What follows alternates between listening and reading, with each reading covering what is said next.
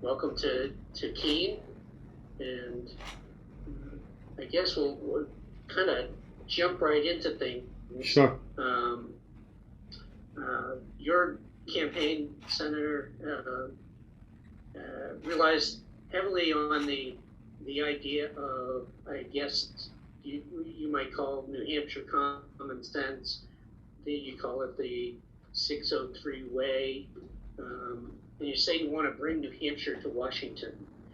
Um, so why is that something that you think you can do better than the current office holder, who has a resume quite similar to yours, having been in the Senate and House, and longtime New Hampshire person? Um, how do you plan to do that? Sure. And I honestly believe, it is that 51st vote in the nation that is going to make a difference. And right now, that seems to be Joe Manchin that's making that difference, not Maggie Hassan in New Hampshire. If we didn't hold up this budget, inflation's what we're fighting right now, and an economy that's pretty tough. And I really think that sending myself to Washington, I'll prove that we can make that 51st vote work to our advantage in New Hampshire. When I created the last budget under then Governor Maggie Hassan, she didn't agree with me. She vetoed that budget, and she vetoed it strictly because I put tax cuts in there to drive the economy in New Hampshire. We were 47th in the nation back then, and she said I was going to blow a $90 million hole in New Hampshire's budgeting process. And we went all summer long going out and talking to communities within the state of New Hampshire, the speaker and we actually got the Democrats to work with us, and we overrode the governor's veto, and we ended up producing $60 million more than we had planned in revenues with that budget. So I have worked with the other side to get things done, and I started the tax cuts in New Hampshire, which I firmly believe is why this economy is growing in New Hampshire. That's not what Washington's trying to do. They certainly are looking at models of taxing people. That won't work to eliminate what we're doing here in this country with spending problems and inflation. Okay. And so let's take a step back to the September primary. What sets you apart from the other candidates in the race on the Republican side? Yeah, and I think that is an important point, that I've accomplished what I said I would accomplish in New Hampshire. We said we'd lower the business profits tax. We said we'd lower the business enterprise tax. We accomplished that. We set a standard for 6 years, and we got it done. We said we were going to put in constitutional carry in New Hampshire, and we're one of the safest states in the nation. I accomplished that in 2017. We just went and, for the first time in 50 years in New Hampshire, we set a standard on abortion, that in the 7th, 8th, and 9th month, that we won't allow abortions in New Hampshire. I think it's important, these accomplishments that we've done in New Hampshire are exactly what I want to take to Washington, but we have accomplished them. I mean, just recently we said that we don't want people deciding to move to Florida. The interest and dividends tax needs to go away in New Hampshire. We started that on a 5-year plan, just like we started the business tax cuts in New Hampshire. We're growing the economy in New Hampshire, and we're cutting taxes. So we're going to talk on a couple of things that are kind of hot these days nationally.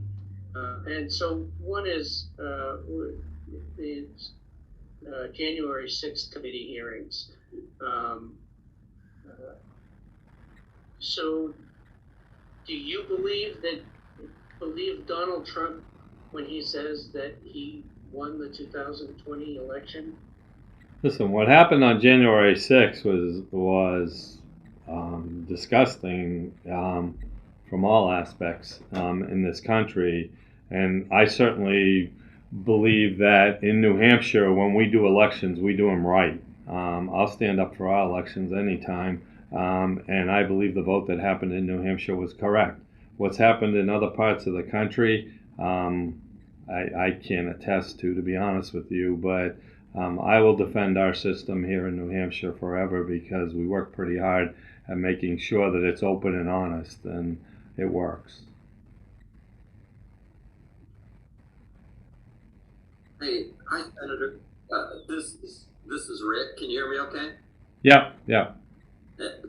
Thanks for coming in today. We really appreciate it.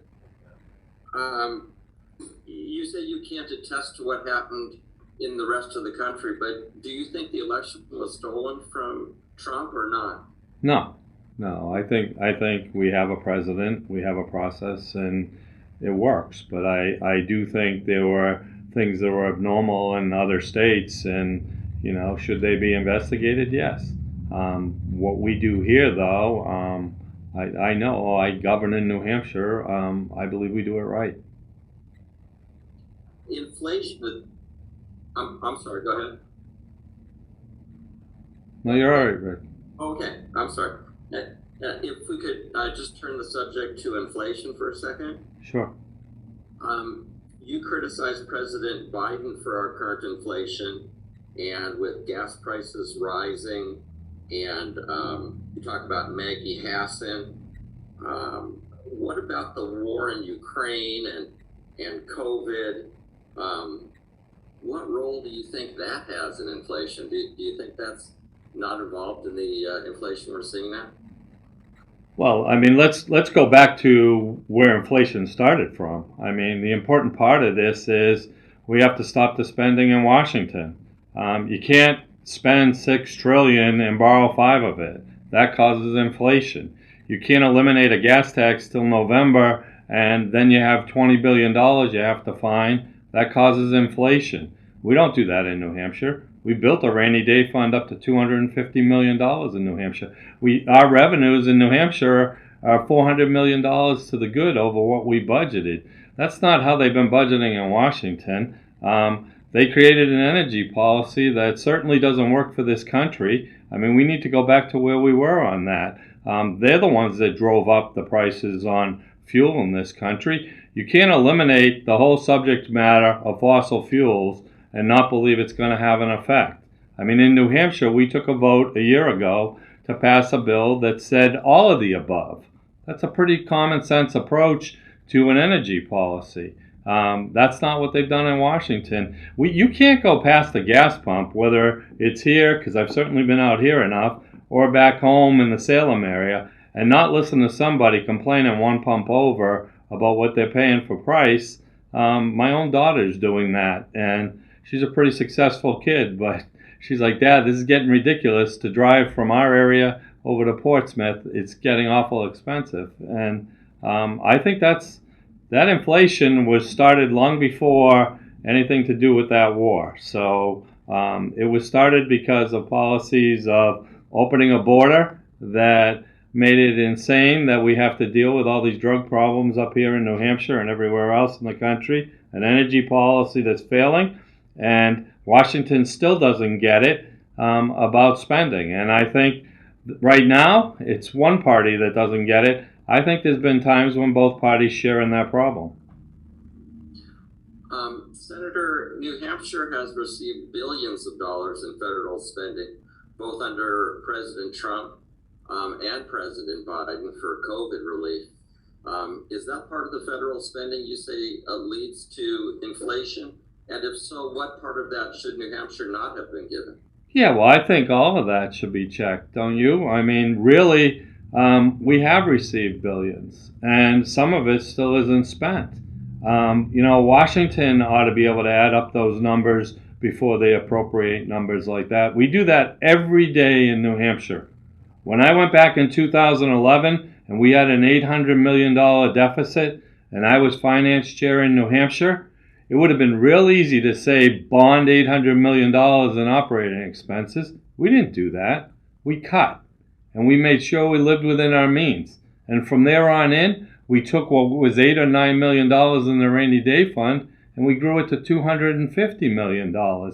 We did that by being disciplined in New Hampshire. That's really what I want to take to Washington. So what cuts would you be looking to make? In Washington?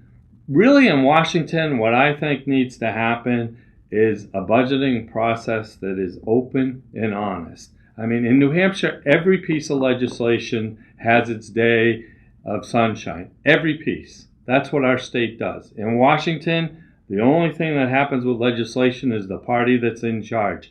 I believe everything should be debated. Why do we have departments like the Department of Agriculture in Washington, D.C., when the farms are out in the West?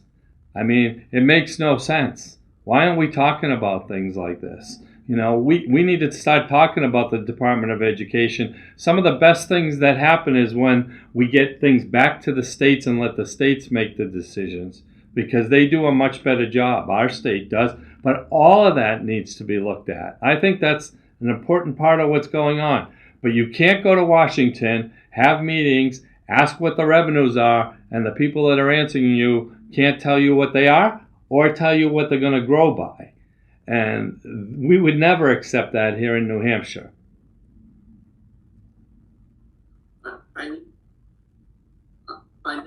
I know you've written that the American taxpayer is not a never-ending piggy bank for politicians' pet projects. Do you oppose earmarks? And wouldn't state voters expect you to be kind of fighting for New Hampshire's share? Well, I think a great example of that, Rick, is I fight to get every dollar back from the federal government for us here in New Hampshire. We're a donor state, but I continue to fight for that. So I believe in that. I think the New Hampshire taxpayers should get their money back from the federal government, and I'll continue to fight for that. As for earmarks in Washington, listen, with people's names on bills, that I can support. If things are out in the daylight and people are talking about it and everybody knows what's being appropriated and where it's being appropriated, that's the way government should work. But they need to get back to basics in Washington. They need to get away from doing everything where the public doesn't see what's going on. I disagree with that kind of process all the time. I've worked pretty hard in New Hampshire to help define our budget process and make sure that the public sees what's going on in Concord. And it's worked. It's worked for our state. We grow our budget in a fashion that lives within its means, and we certainly pay attention to making sure we're growing this economy. Senator, what are your thoughts about climate change and whether it needs to be taken into consideration in the national energy policy sense? Yeah, here's my problem with what is being taken into account. I think, here I am, a nurseryman. I've planted more trees than anyone I'm running against, and probably most people I meet up with in my day. And yet, the people that are talking to us about climate change nationally are flying around in jets and drinking wine and having discussions that America is the only one that's going to solve the problems. How can you allow China this year to open 60 coal-fired plants this year? I mean, and we're sitting here in the United States developing a new energy policy that basically is making Americans suffer right now and driving up what's heading towards inflation. Those trucks still have to run the food to the grocery store, so that's where it comes into the equation. It's certainly wrong. It's wrong to make America do all these things and not make the world live up to our standards. We produce some of the cleanest energy in the world in the United States, and yet we're going to places like Russia where it's the dirtiest, or Venezuela where it's the dirtiest. And that doesn't make sense to me. That's a double standard. It's just, Washington shouldn't be preaching, that we're going to do it right here and we're going to let these other countries do it wrong. Let's talk about this in a fashion where let's get the world to start to pay attention. Do you believe in man-caused climate change as a significant issue? Well, I have difficulties believing that the United States is the one causing climate change in the fashion that we pay a hell of a lot of attention to it in this country and we care. And I think that's an appropriate way to have these discussions, because I think what other people would like you to believe is that America doesn't do it right. I mean, they're doing that with our energy policy, aren't they? And yet, let's go look at the countries that they're supporting to produce energy for us and how they're producing energy. Some of the dirtiest energy in the world is in Russia. So is the answer to not do anything until we bring all these other countries in line? No, I don't believe that. I believe what's happened in this country is, first of all, I do believe we need to get back to an American energy policy. I mean, we can do it here and we can do it right in this country.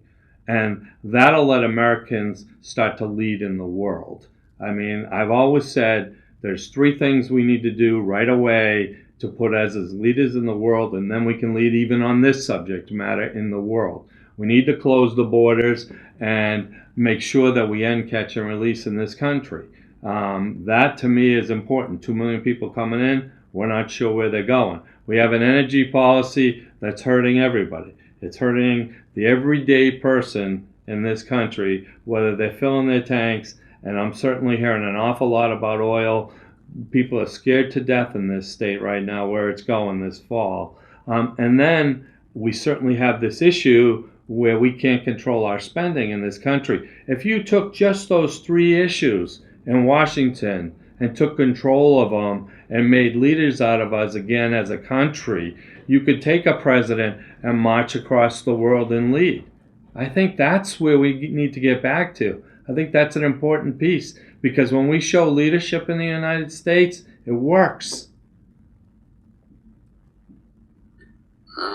Senator, you if you were to go to Washington, what abortion-related legislation would you support or propose?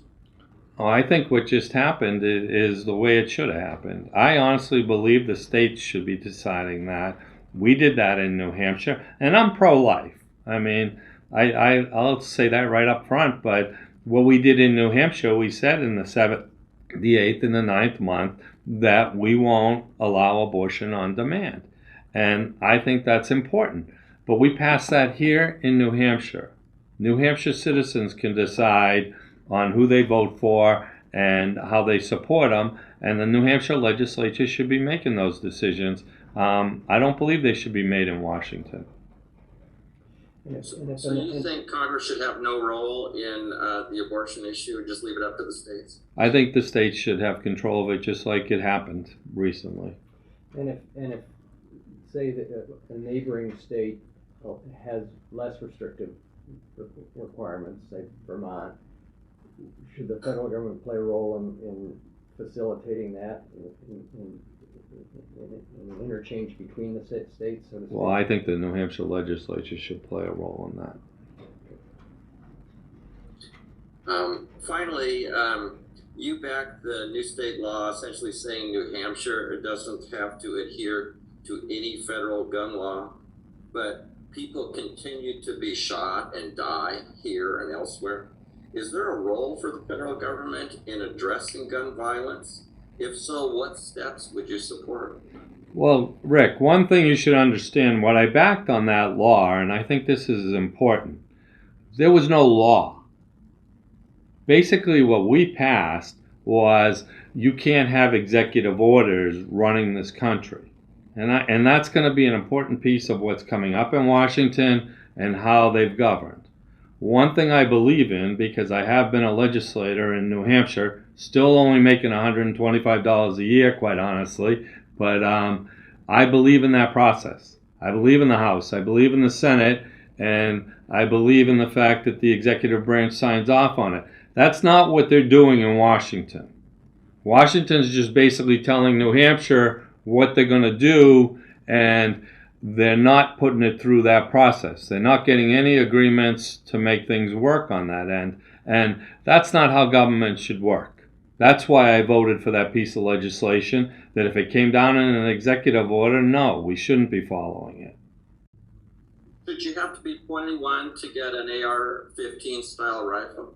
No, I think everybody's missing the point here. I really do. I think they're missing the point. And New Hampshire is a great example of what we saw happening and how we thought we should start to solve problems in New Hampshire. Back in 2017, there's always been shootings, but when we saw those shootings happening, we started to react in New Hampshire because we had issues with mental health in New Hampshire. We certainly saw that back in 2010. We certainly were getting audited. We knew problems were happening. So we started to react. In 2016, we started to put programs in place, and we started to develop a 10-year plan in New Hampshire. But in 2017, we put $28 million in to harden up our schools and make sure we were doing something to help New Hampshire. Just recently, we added another $10 million to that.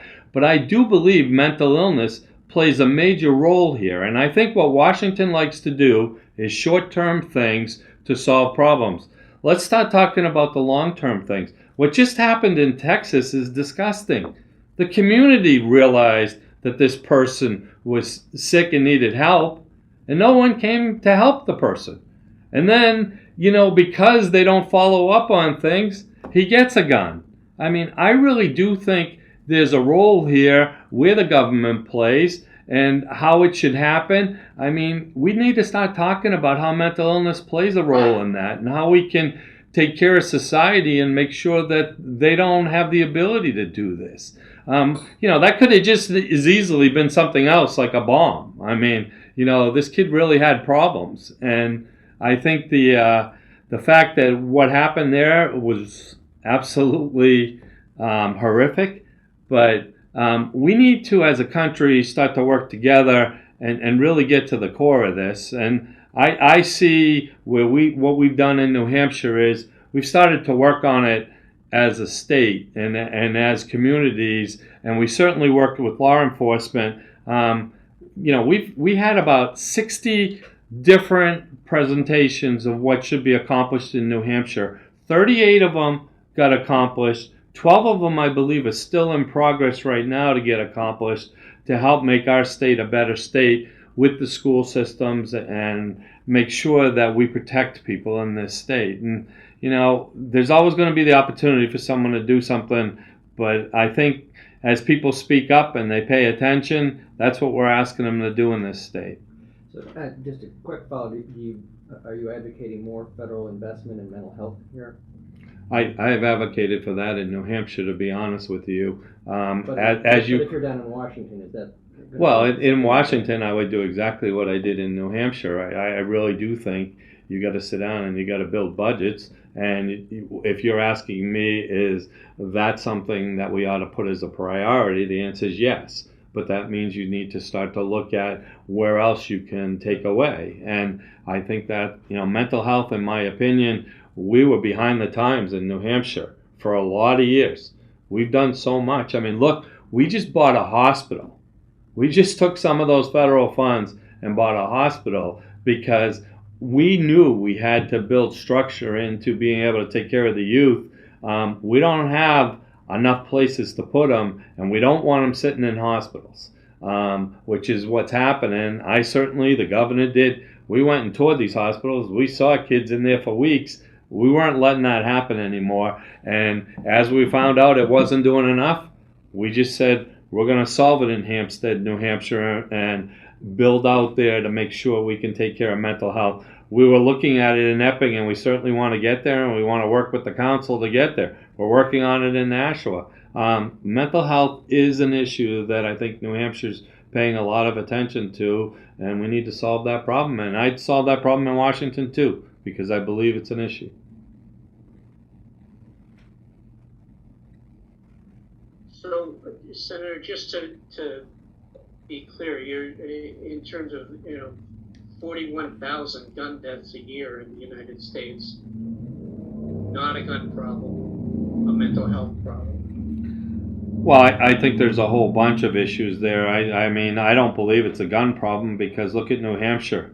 We have more guns than probably any other state per capita, but and we have open carry in New Hampshire. We passed constitutional carry. We're one of the safest states in the nation, New Hampshire, and we can be proud of that.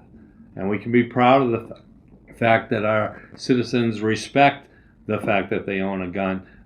So I really do think we're doing it right.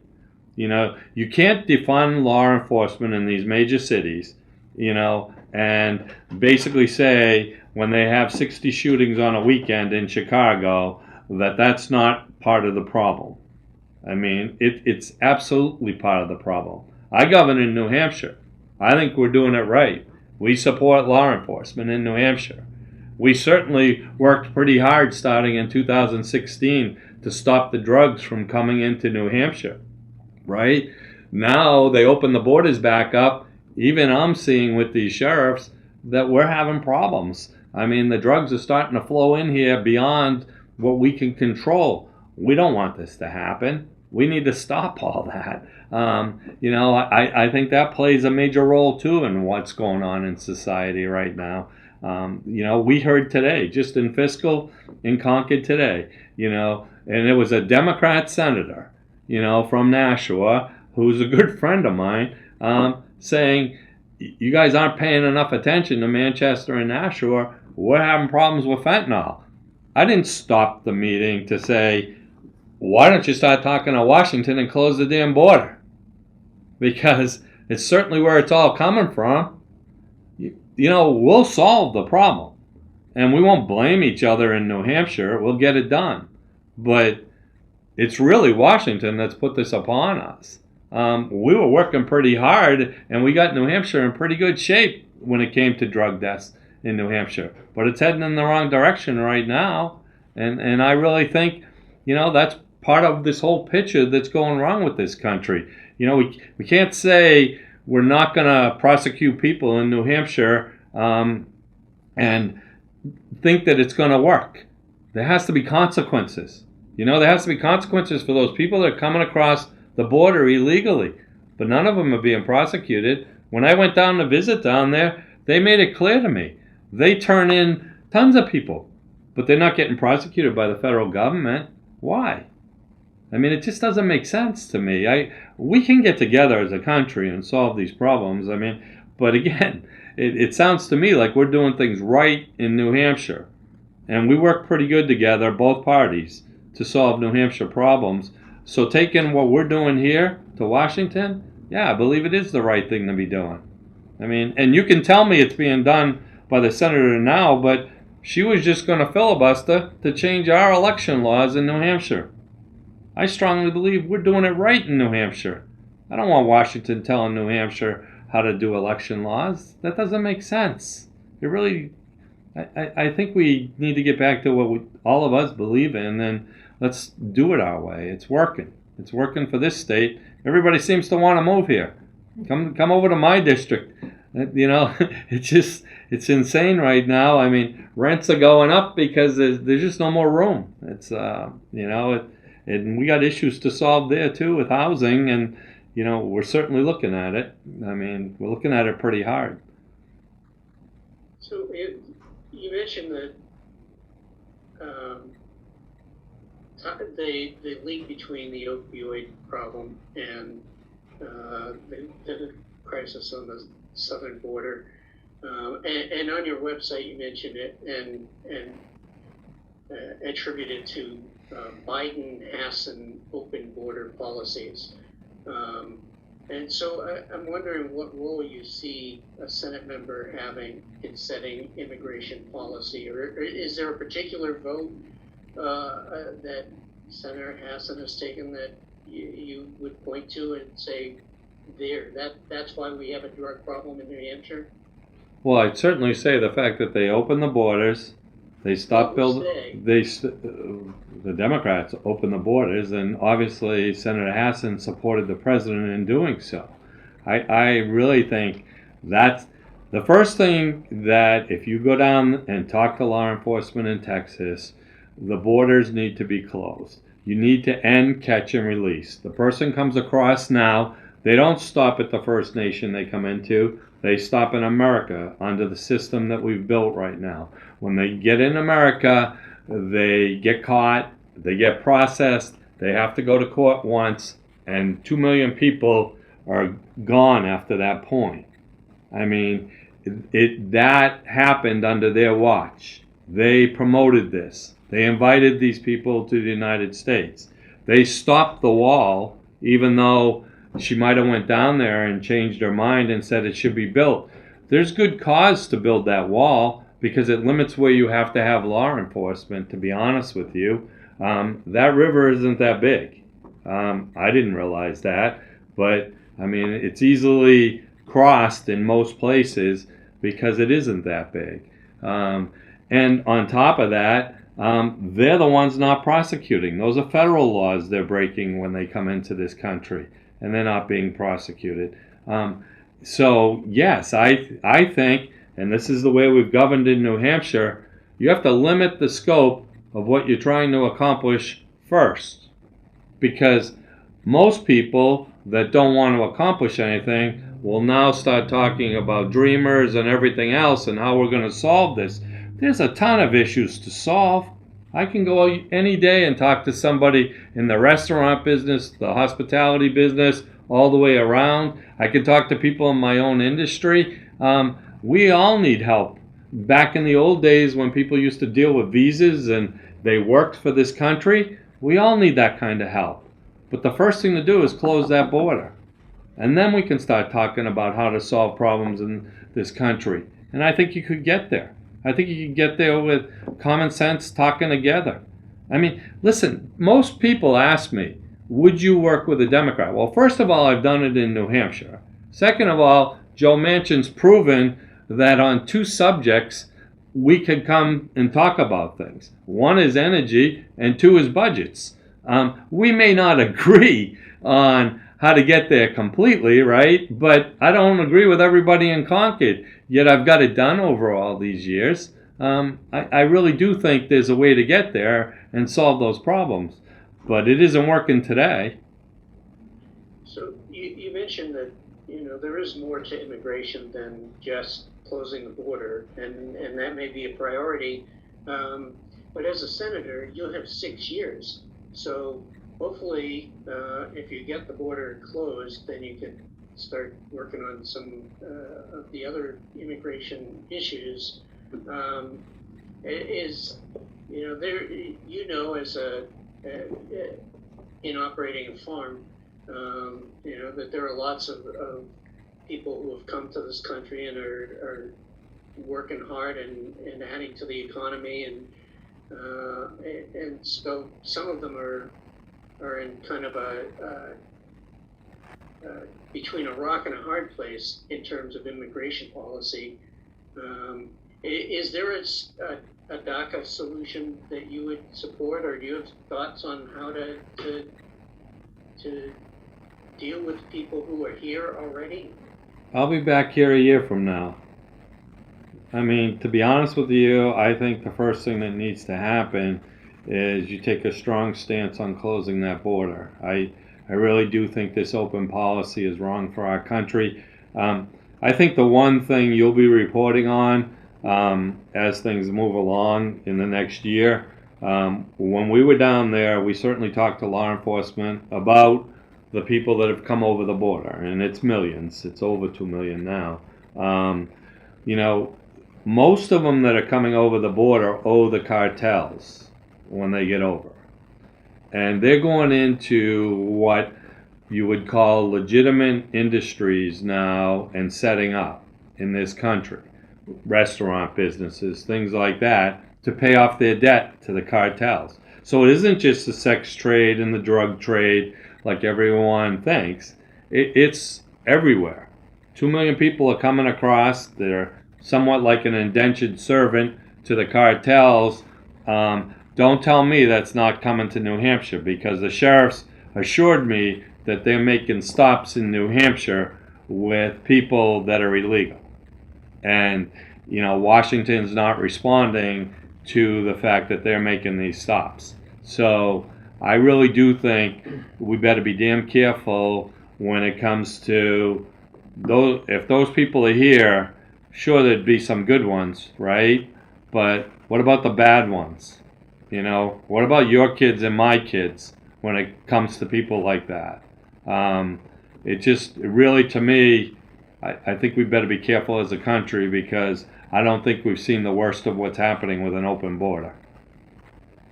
Just to follow up a little bit on Bill's question, though, specifically with respect to Dreamers, is there a policy that you would advocate for? Yeah, see, I think the problem in government, though, is I'll have ideas, and I certainly already have some, but I think when you start building all of this, and it's the same with guns, to be honest with you, or anything else, on what do we do next, you're going to fail. I really think you need to start somewhere. When I started making business tax cuts, trust me, when that started happening in New Hampshire, you had Republicans that wanted to go straight from where we were to where we wanted to get to. It never passed. Never passed. Then when we started to take it in little clicks, and we said this is how we're going to do it in New Hampshire, so that we wouldn't blow a hole in budget, so we would understand what it was doing to the economy in New Hampshire, we started taking it down. And we took it down over a period of 6 years on the business profits tax. We finally got there. On the business enterprise tax, there's still 0.5% to take it down, but they'll do that when they get back, and they've done it in a fashion that works, but they stayed defined and they got it done. That's the way to do things in Washington. When you try to do everything at once and come up with solutions and present those solutions, I guarantee you the minute I tell you what the solution is on visas, you're going to want to incorporate that in closing the border. No, it's not that kind of deal. We need to close the border to protect Americans first. So just to shift gears a little bit, Senator, I want to talk a little bit about your education, and your education platform leans heavily toward parental rights, empowering parents, getting parents more involved in their kids' education. But it jumps there off of off of a platform of opposing critical race theory and I think what you termed other offensive teachings. What is your understanding of critical race theory? What is it, and why is it a danger to students? When we're talking about education, this thing started with critical race theory during COVID, when we were doing this. We were doing Zoom calls with just about everybody. You all had access to me as Senate President because I was setting up meetings every half hour. So it was a different life, right? But we had never heard about critical race theory in New Hampshire. I mean, I certainly wasn't being talked about, I can tell you that. And so as we started going on calls, and I'd bring in some of the other senators, like Senator Bradley, to come on the calls and listen to people talking about how their children were being treated, and how race was being taught and how a white person was inferior. None of that has ever been dealt with in this state. I mean, maybe others dealt with it, but I'd never heard about it. So as we moved along through this process, I think what became pretty apparent, as we dealt with masks and we dealt with schools being opened and closed and everything, is parents started to want to have a say. There's nothing wrong with that. I believe in the public school system in New Hampshire. I believed in charter schools in the early 2000s. Republicans and Democrats built those charter schools. It wasn't like we were in this fight to not do it. It hasn't been till recently. Charter schools are so successful, all of a sudden we don't have the same support on the Democrat side. But that doesn't make sense to me because it's working. Senator D'Alessandro and I used to go to the Birches in Salem because he had a grandchild there. We used to show up at their Christmas party every year with hundreds of kids and parents and everything and be rooting for them. And we actually worked in Concord to make sure we got them more money per child to make it work in New Hampshire. But that started to work, and then as we started hearing about critical race theory and we started hearing about parents concerned about the fact that the schools were being closed, we did what we could with education freedom accounts. We went and helped the poorest with help right now to make choices. So they're doing that. We made it so that parents could go talk to the school boards, at their school board meetings. We actually had a major league discussion about that. Concord doesn't like to overstep its bounds with the local school boards and selectmen. We just wanted to make sure parents could be heard, and we wanted to give them that opportunity. We did that. On critical race theory, we basically said, listen, you can't be teaching these, this kind of thing that New Hampshire people don't believe in. They don't believe we should be teaching our children that you or me or anyone else is inferior to each other. I mean, it's not that we don't deal like that, but what the opportunity was, we gave you the opportunity to go and talk about it. That's what we did in that bill that we put in the budget. It certainly set up a process in New Hampshire. I think it's going to work. I think it's going to work because I think parents are out talking and they're going to make a difference. It'll strengthen the public school system. I mean, trust me, one of my best friends is a school board member in Salem. We talk all the time. We don't agree on everything. His whole family's Democrat and he's a Republican, and we get along just great. I mean, but we see a vision where Salem they actually schedule time so you can come in and talk to the school board. They actually schedule that as part of their meetings. So I didn't see them as the issue I was trying to help with. And it wasn't just me. It was a lot of senators that, were getting calls from parents, and they wanted to make it more open. That's what we did in New Hampshire. I think as it moves along and people fight for what they believe in, and there'll be all sides of that, to be honest with you, Bill. I mean, there'll be people saying, we got to let the schools do whatever they want to do and teach whatever they want to teach. It'll get debated. It'll get debated in public, which, is why I got in this in the early 90s. And, I was on a Boys and Girls Club board. I was on a nursing home board. I got involved because that's what New Hampshire parents do. And, I didn't get into politics right away. And I don't think you have to voice your opinion. That's how I started, and that's what parents are doing right now in New Hampshire. And that's all the legislature was trying to do, was to get the parents to speak up and say what they were seeing and how they could have an influence on it. And that's what we put in place.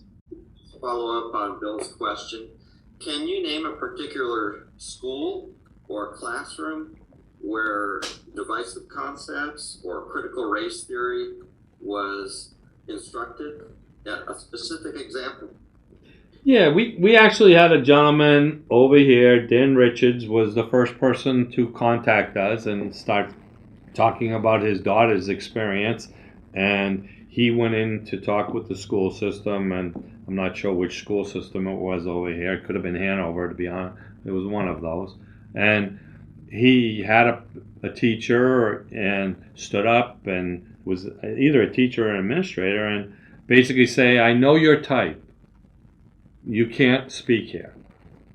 And she was taught that in some concept coming out of UNH, and to end that kind of debate. And, he was only going there to find out what his daughter was being taught. And the part, no matter what that concept was or wasn't really the problem in my mind.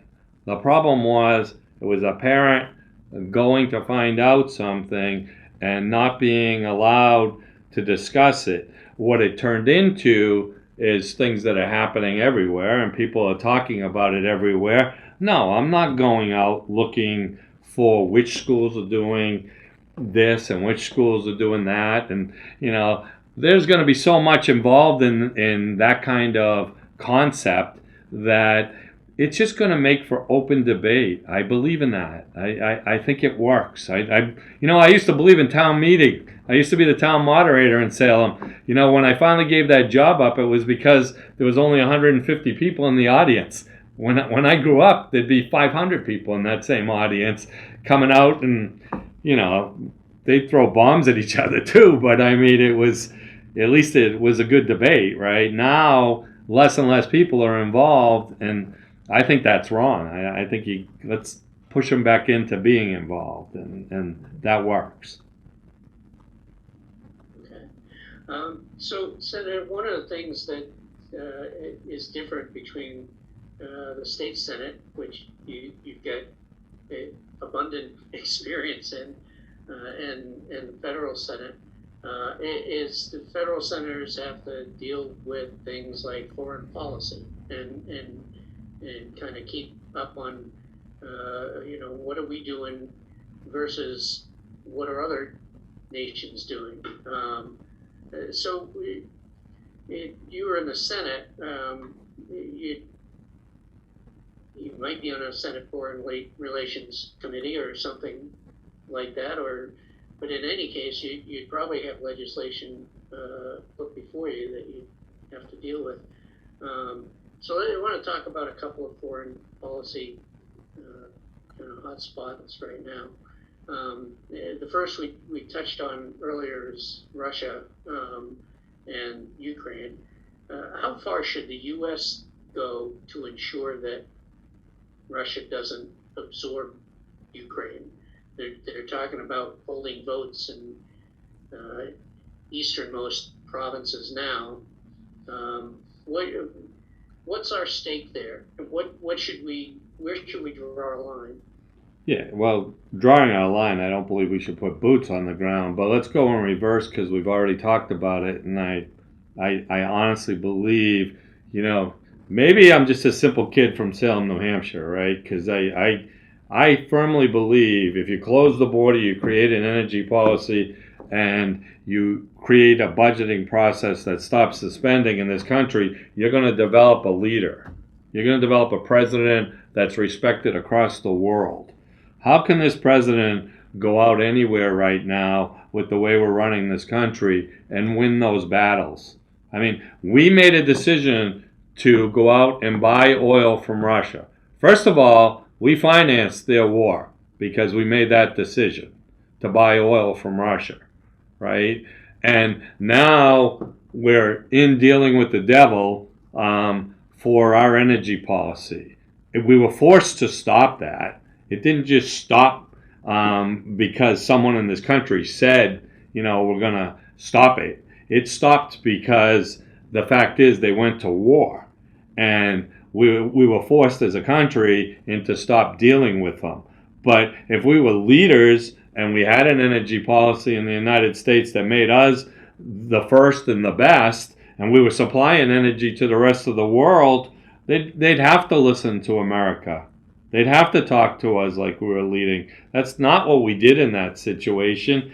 And you could see where the next step, when they went to the Olympics and Russia and China were taking over the airwaves, wasn't it pretty obvious the next discussion was going to be Taiwan?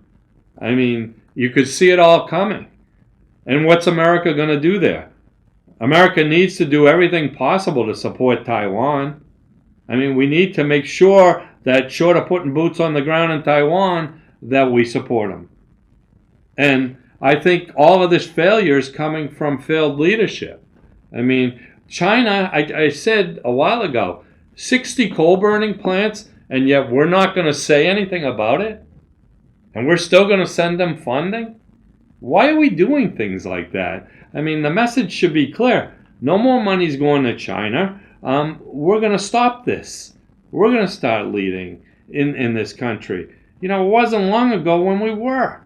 And I think we can get back to that. And I think that's an important part of creating a national defense standard for this country that will work.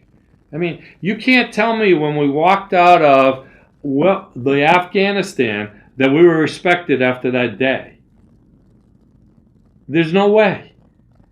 I don't have to be sitting in Washington. I made it clear from when Governor Sununu got in there in 2016, we were governing in New Hampshire, the 603 area code. We made that clear. We were going to pay attention to our state and do what was right for the state of New Hampshire the whole time. I will do the same thing when I go to Washington. I will make sure I pay attention to New Hampshire and I make this country a better place, but that's not where they took us.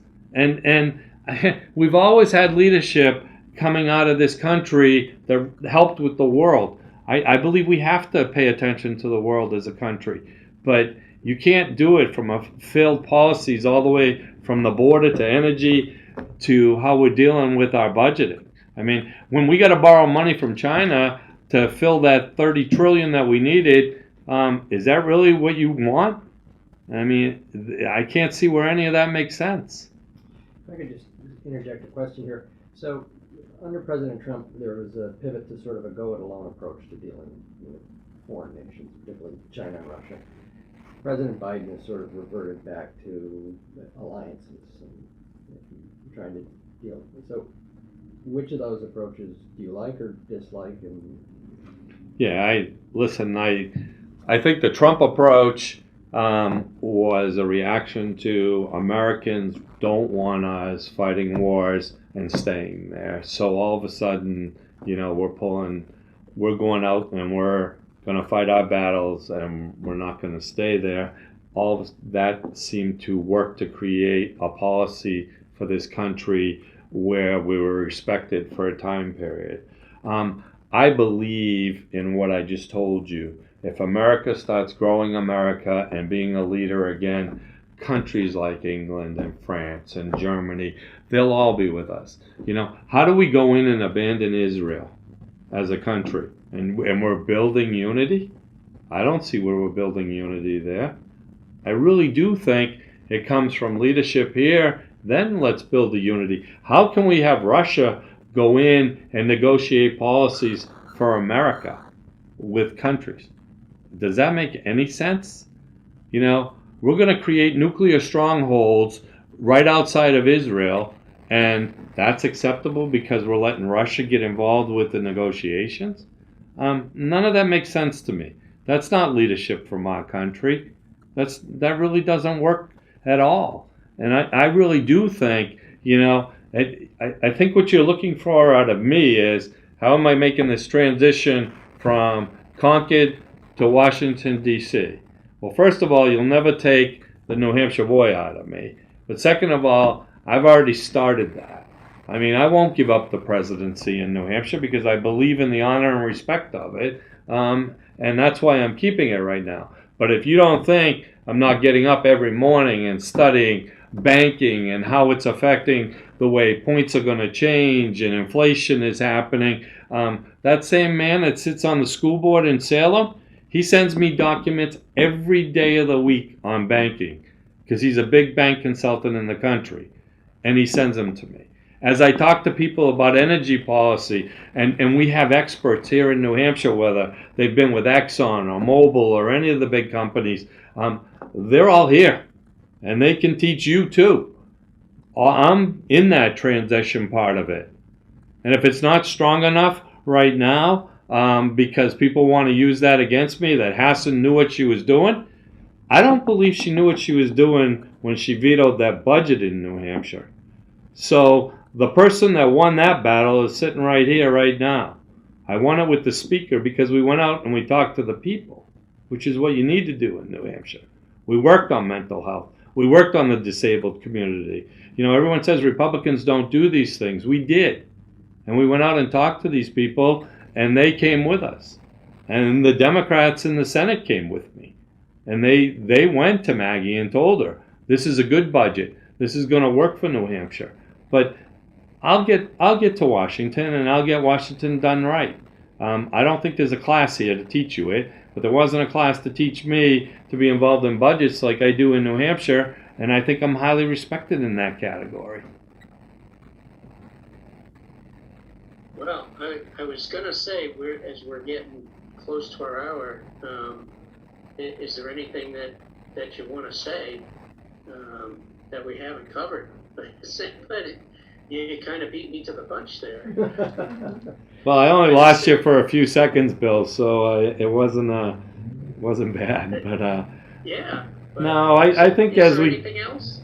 No, listen. I was in this building, and I was when I walked in. I wasn't sure the last time I was in it, but you get what you see. I grew up in this state. When I'm on the trail, I talk about all that. I don't have to do it with you guys right now, but I certainly, believe in everything I've done. My wife, my daughter, we're all in this 100%. And I think when you see them and you see them on the campaign trail, you definitely know what the Morses are all about. And we care about New Hampshire. And I think I'm proving that everywhere I go. And I think I've proven in the way I've effectively governed in New Hampshire that I can lead. And I really do think that's what's wrong right now in Washington. I think we need leadership. And I think that's an important part of why I want to go there.